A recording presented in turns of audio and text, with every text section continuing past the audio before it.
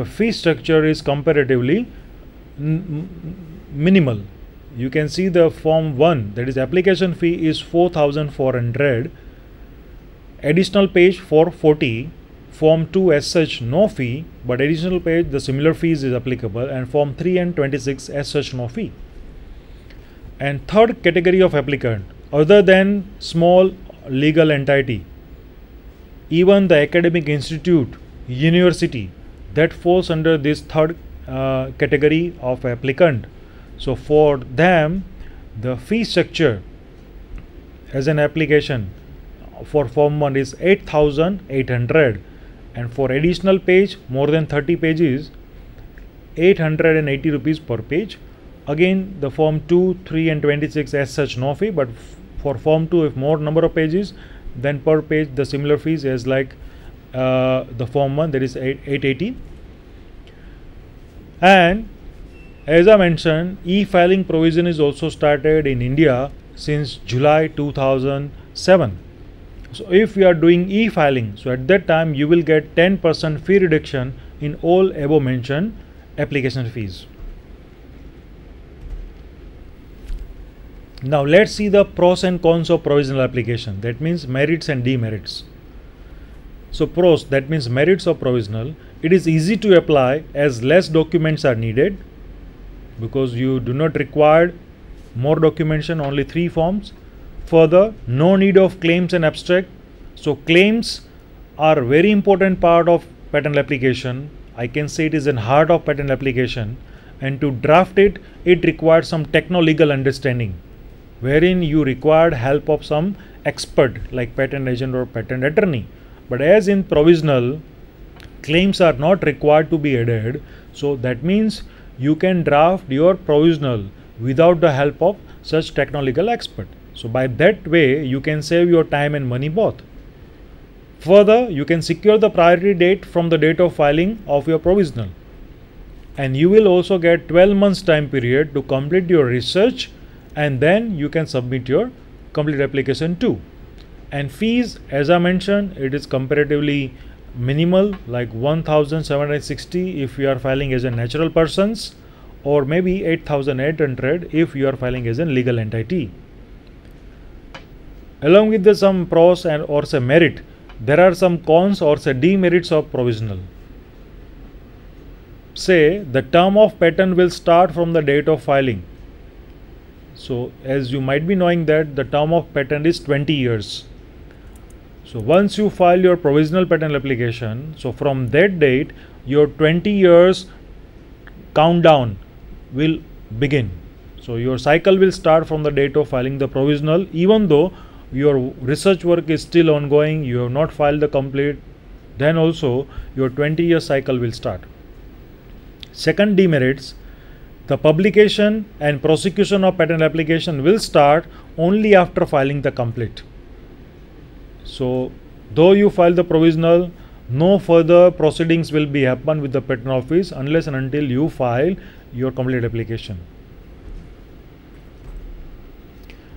Now drafting of complete, I will just discuss about the similar embodiments of the provisional and the complete, so that as per the statutory requirements, how to draft a provisional, that would be clear to you. So in these slides, I have listed the different embodiments required to file during your complete specification. If your research work is completely over, now you are ready with all your results, data analysis and everything, and if you feel now you can also draft your claims.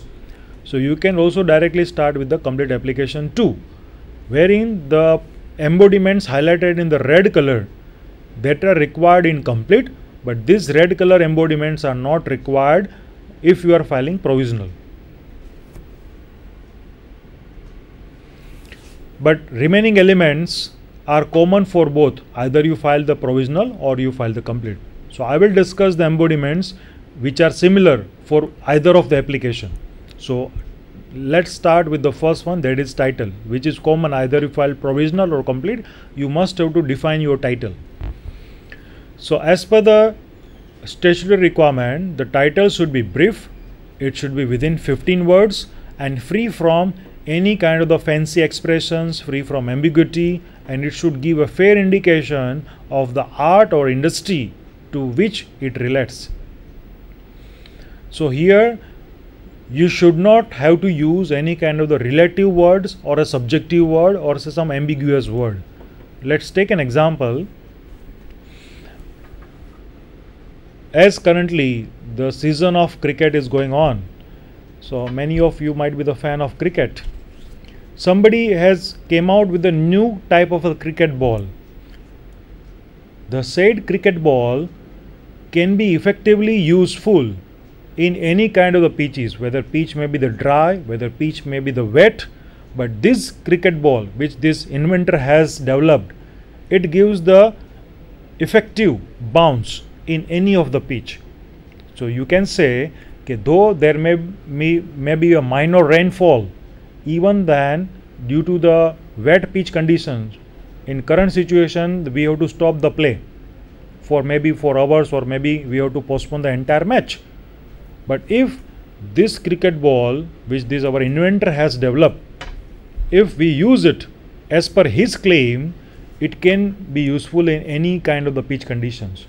So it is something good enough for the cricket fans like you and me, as well as is good for the cricketers themselves too. Okay, they don't have to postpone the match, they can continue their match using this new invented ball. But this applicant has given a title of his patent application like this: magic ball for cricket. He found to give this particular title, magic ball for cricket. But my dear friends, this title was not accepted by the patent office. They have rejected, they have sent the query, and accordingly the applicant has to revise the title, and new title what he has revised, novel ball for cricket. So that means the magic word, the magic is something ambiguous word. What is the meaning of magic? Right, something ambiguous. So that words are not allowed. So accordingly, examiner has resent the application and asked the applicant to revise the title, and the revised title was accepted. So similarly, when you are defining the title for your patent, you have to also think about this angle. It should be free from such kind of relative words, ambiguous word. It should be crystal clear. Right? The second embodiment is the preamble. So preamble part is by default given in the form number 2 of the patent. It goes like this: the following specification particularly describes the invention and the manner in which it is to be performed. That is for complete application, whatever the syntax given by the patent office. So for preamble we don't have to worry. For provisional also they have given a separate preamble. So by default we have to use the same. The third embodiment is name, address and nationality of applicant. So on the first page we have to list down the name of all the applicants with their name, their nationality and full complete address. It may be either residential address or it may be the business address. So if there are 4 applicants, the 4 names, their respective detail has to be mentioned. If it is an institute as an applicant, then institute details and institute contact address and contact details should be added on the page 1. Then after, in embodiments D and E, we have to give a field of invention and the use of invention, wherein we have to say this invention relates to, say, mechanical engineering, and in particular it relates to hydraulic brake mechanism. So initially we have to give the broad area of our research, and then we have to narrow it down by stating the key features of our invention. Then in the embodiments F and G, we have to add prior art and problem to be solved. So in this part we have to indicate whatever the prior arts available either in literature or may be available in the commercial market. Means here we have to give a strong base to the patent examiner why your invention is required, why you have developed something new. Because so far whatever the solutions available in the market, they are not solving the one particular problem, and that's why now your invention is satisfying or answering the said problem. That you have to justify by writing a relevant reference in this particular portion. And here, my dear friends, you have to add the related patterns that you have identified and that you have summarized in the PSAR report that you have prepared in the previous semester. So here you have to add a related patent with their patent number, with their title, and the brief summary of that respective patent, what it tells us about.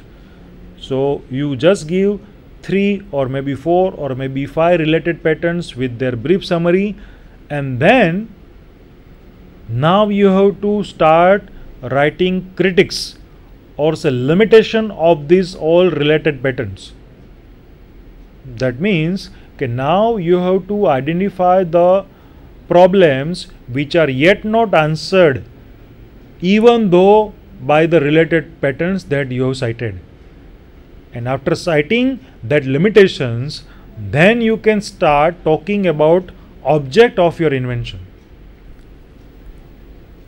Now you have to frame your objectives, wherein there may be some principal object of the invention. If there are more than one, you can write like another object of this invention, then a further object of this invention, and like so on. So here one thing you have to understand, that when you are defining your objects, your object should be as broad as it can be.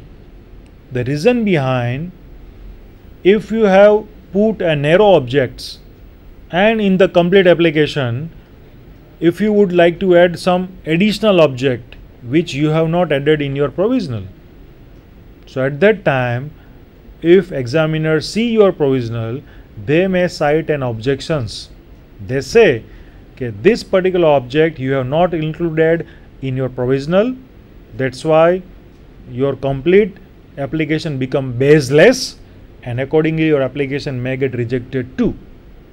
But on the contrary, if you have put 3 objectives in your provisional, and out of 3, within a 12 months time period you can able to complete only 2 objectives, that means now you have to narrow down your complete application. That is allowed, but you cannot make it broader, right? So that's why it is advisable that you put a broad objective in the provisional, and then you can restrict to the complete.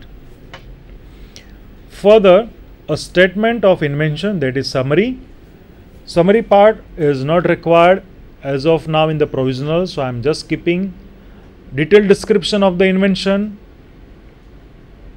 wherein you have to discuss about the process or mechanisms, how your invention is working. So that we have to give, but again it should be as a like brief concept note. It do not require any kind of the data set or any kind of the result data or analysis. Statement of claims. Claims again, they are not required at this juncture, so we will not discuss at this point of time. At the end of your application, there should be a signature with the date of all the applicants. It may be individual, group of individuals, depending on your case to case, it has to be mentioned. Drawings. If in your invention there are some drawings, for that you have to draw the drawings in a A4 size sheet. It may be hand sketch, it may be the computer drawn figures, both are allowed.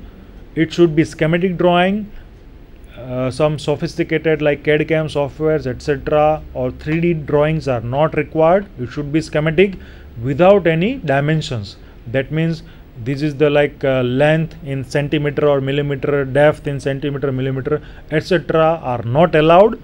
So you have to make very schematic drawings without any specific dimensions. Margin, that is 2.5 centimeter on each side. Again, on the drawings, the name of applicant on left side top corner has to be mentioned, seat number on top right side. If there are 3 seats, then you have to say 1 of 3, 2 of 3, 3 of 3, and signature of applicant or agent at the right bottom side. Abstract, it should be brief within 150 words, but again it is not mandatory when you are filing your provisional.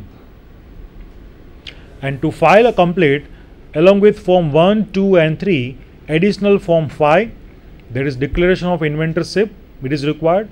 Form 9, that is request for express publication.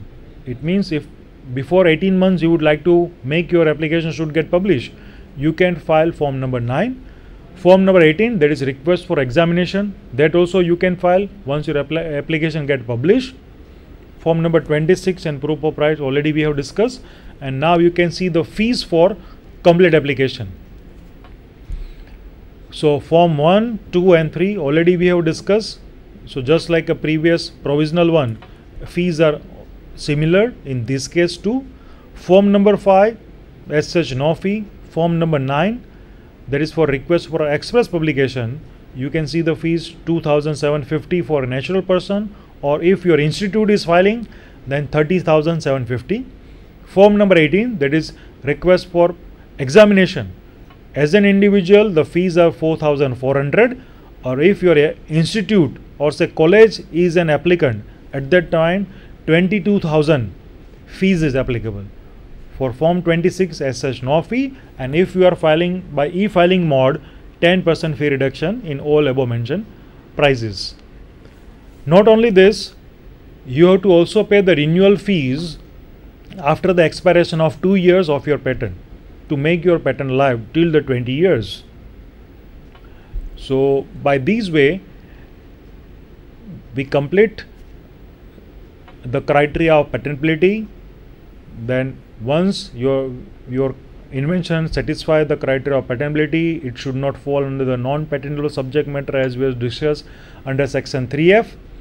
Then we can start making the preparation of different documents, wherein pre-filing requirements I have discussed, how to start drafting of the provisional, title requirements, other requirements we have discussed, and followed by the different forms.